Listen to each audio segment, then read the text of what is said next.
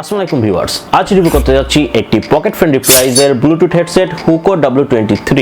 এই Bluetooth হেডসেটটি gaming সহ performance কেমন দিতে পারে, টেলিফোনিক কনভারসেশন এবং মিউজিক লিসেনিং এর জন্য সে বিষয়ে বিস্তারিত আলোচনা করব। তো চলুন কথা না বাড়িয়ে শুরু করা যাক। বরাবরের মতোই আমি সজীব থাকছি আপনাদের সাথে।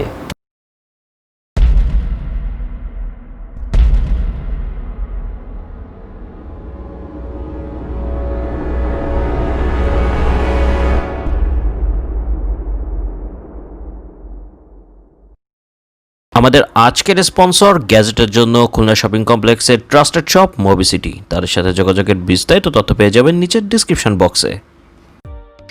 আনবক্সিং এক্সপিরিয়েন্স ছিল খুবই সাধারণ। থাকছে ব্লুটুথটি ইটসেলফ, একটি 3.5mm টু 3.5mm কানেক্টর কেবল, চার্জিং কেবল, ইউজার ম্যানুয়াল।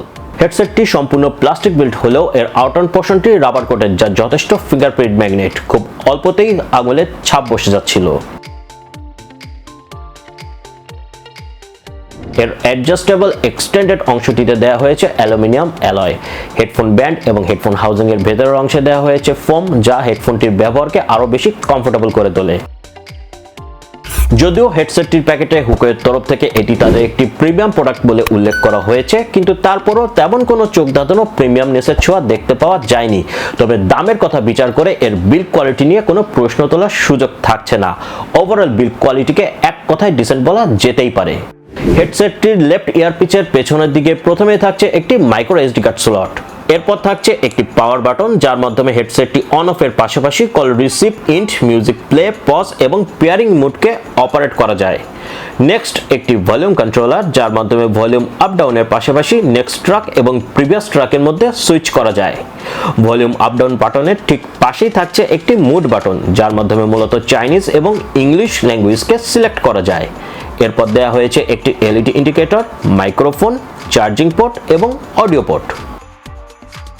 হেডসেটটিতে রয়েছে 300 মিলিঅ্যাম্পিয়ারের ব্যাটারি, যা ফুললি চার্জ হতে সময় নিয়েছে 1 ঘন্টা 50 মিনিটের মতো, এবং মিউজিক প্লেব্যাক টাইম পাওয়া গিয়েছে প্রায় 8 ঘন্টা 30 মিনিটের মতো।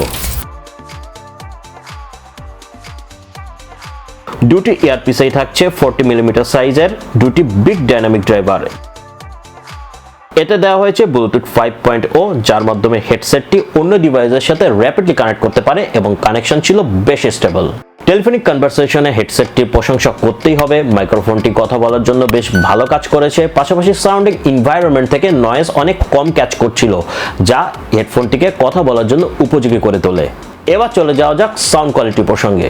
যদিও Hoco W23 একটি ব্লুটুথ হেডসেট, তারপরও এর সাথে থাকা 3.5mm কেবল কানেক্টরের মাধ্যমে একে ওয়্যার সহ ব্যবহারের সুবিধা রয়েছে। মূলত এটি একটি ব্লুটুথ হেডসেট হয় আমরা এর ওয়্যারলেস কন্ডিশনের সাউন্ড কোয়ালিটি নিয়ে বিস্তারিত আলোচনা করব। যারা হেডফোন পছন্দের ক্ষেত্রে বেসকে সবথেকে বেশি প্রায়োরিটি দিয়ে থাকেন, Hoco W23 তাদেরকে হতাশ করবে না। হেডফোনটির বেস ছিল যথেষ্ট ডিপ এবং পাঞ্চি, তবে আরেকটু বেশি পাঞ্চি হলে আরো বেশি ভালো লাগতো। বেস এবং সাব বেসের সেপারেশন ছিল যথেষ্ট লক্ষণীয়। ভোকাল লাউড হলেও শার্পনেসে কিছুটা ঘাটতি দেখতে পাওয়া যায়। মিডকে খুঁজে পেতে খুব পরিশ্রম করতে হচ্ছিল, মিডকে খুব একটা খুঁজে পাওয়া যাচ্ছিল না। পাশাপাশি মিউজিক্যাল ইনস্ট্রুমেন্টগুলোর সেপারেশনও ঘাটতি দেখতে পাওয়া যায়। ট্রিবল কিছুটা বেশি মনে হয়েছে, কিন্তু এটা আবার অনেকের কাছে ভালোও লাগতে পারে। গেমিং এর ক্ষেত্রে পাবজিতে সাউন্ড দিলে ছিল না বললেই চলে, যা সত্যি বলতে এমন দামের একটি ব্লুটুথ হেডফোন থেকে আমি আশা করিনি। তবে এতটাও খুশি হওয়ার কিছু ছিল না, কারণ এনিমির ফুটেজ স্টেপ শুনতে পাওয়া যাচ্ছিল বেশ ক্ষীণভাবে। খুব বেশি মনোযোগী হতে না পারলে শোনা যাচ্ছিল না। তবে ওয়্যারলেস হেডফোন হলেও এটিকে যখন 3.5mm কানেক্টর কেবল দিয়ে ব্যবহার করেছি, তখন গেমিং এবং মিউজিকের ক্ষেত্রে যে ল্যাকিংগুলি আলোচনা করলাম, সেগুলি আর অনেকাংশেই তখন পাওয়া যায় না।